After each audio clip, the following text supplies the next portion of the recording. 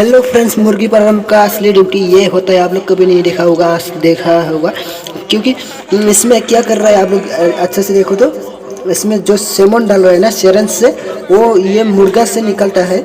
मुर्गा से निकल के उसका वो पानी है ना, उसका वो पानी को निकल देता है। निकल के उसको शेरन से ना, शेरन पे वो आगे में वो उसमें चिप्स बोल रहा है, चिप्स डाल के उसको खींच के मुर्गी में डाल देता है। तो गैस आप लोग मालूम हो गया मुर्गी फार्म में क्या काम, ये ओरिजिनल काम है, क्या काम चलता है। आप लोग देखा होगा क्या कैसे क्या करना पड़ता है। तो आप लोग मालूम हो गया, देखते जाओ वीडियो को लास्ट तक।